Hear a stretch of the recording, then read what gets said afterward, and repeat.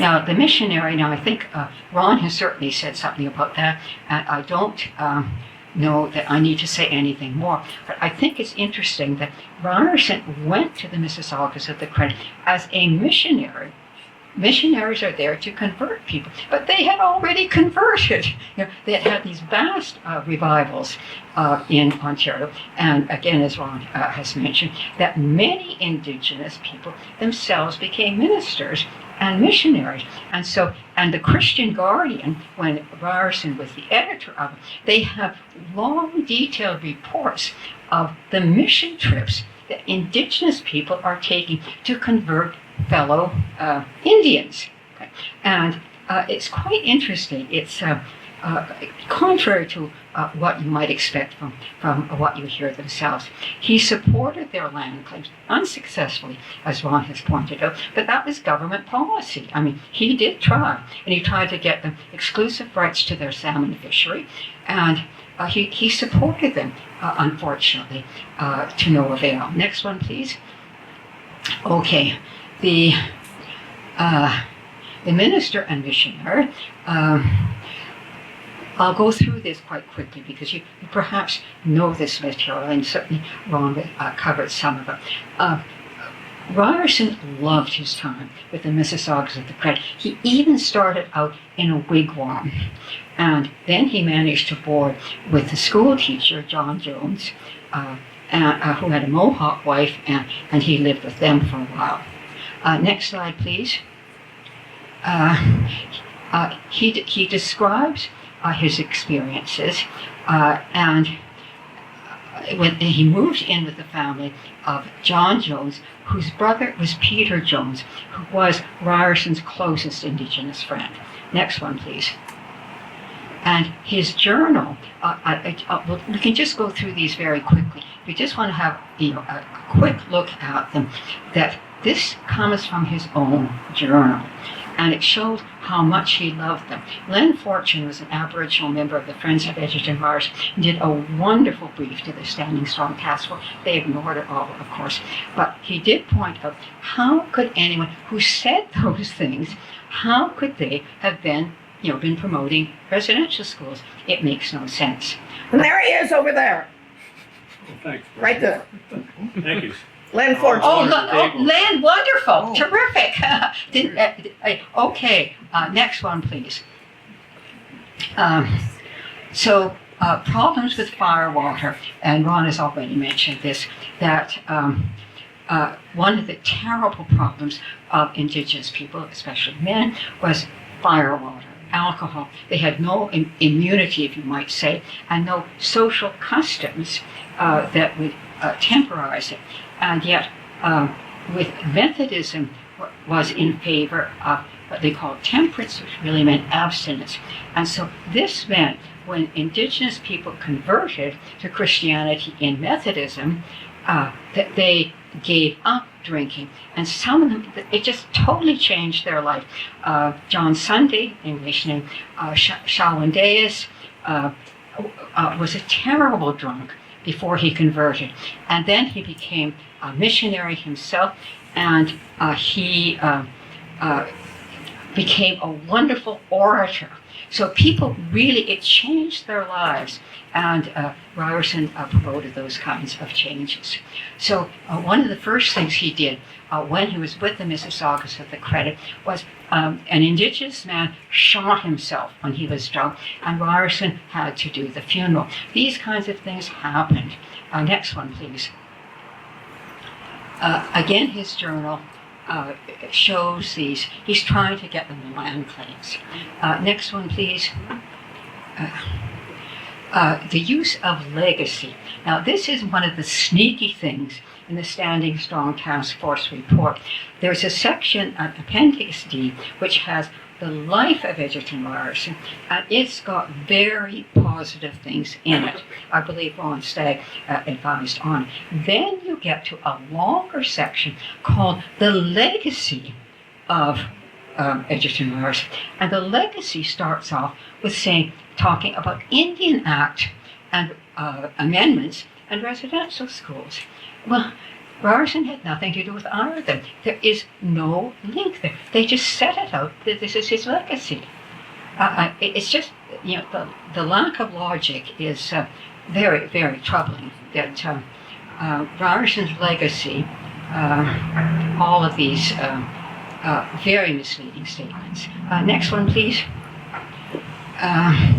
And repetitive use of strong words in that report. You get trauma comes in frequently.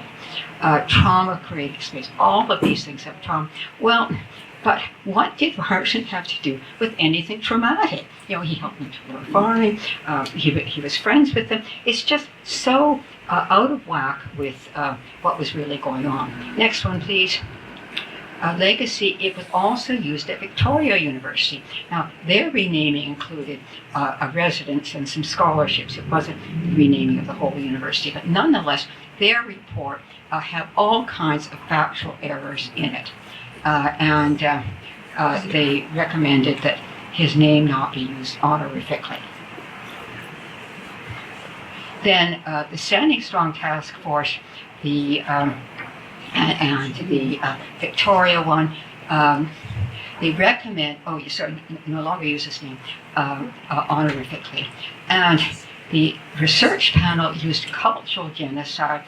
In the report, they also used genocide. Now, genocide means killing the whole group, right? And that was certainly the aim of Nazi Germany, was to kill all Jews, and they came all too close to doing it. Next one, please. Appendix B, I call it a fake appendix.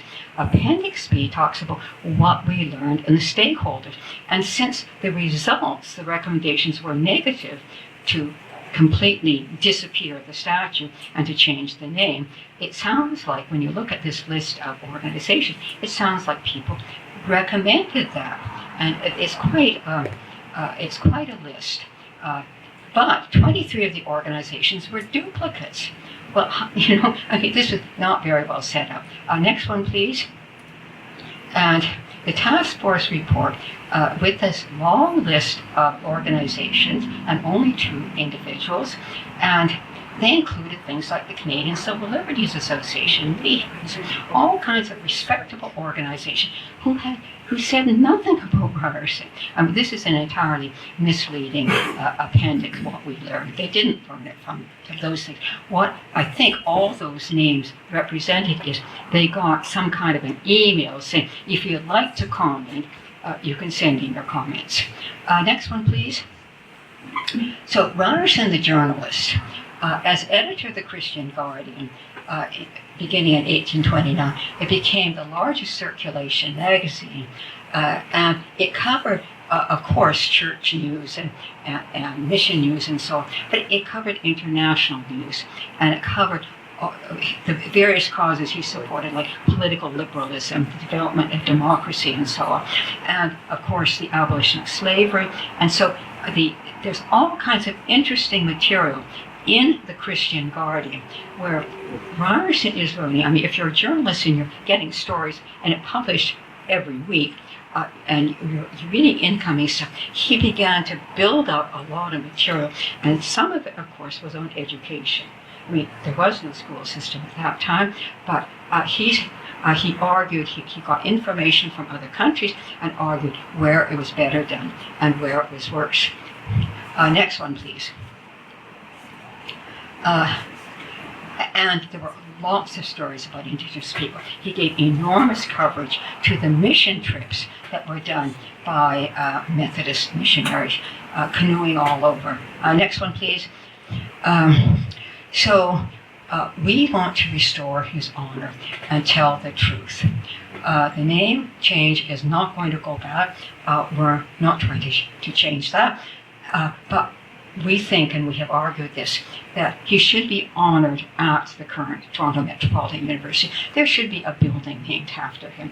There should be something on the website that says what his enormous contribution was. Next one, please. And this will take time.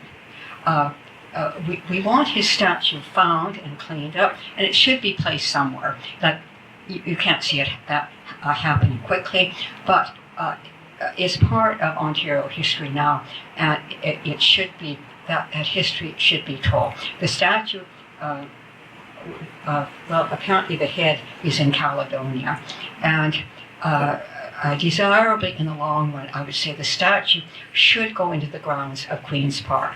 I don't think that's going to happen in my lifetime, but shall we say, Ryerson was at that level as such an important maker of Canada and maker of Ontario. Next one, please.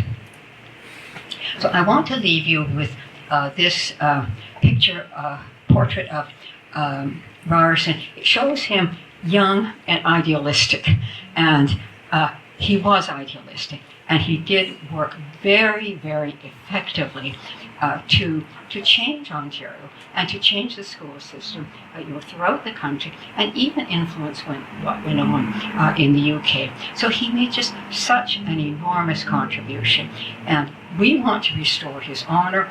And so, as I conclude, I think we can say that we can be proud to be connected with Egerton Ryerson. He made that enormous contribution, and so we say to him, thank you for your work.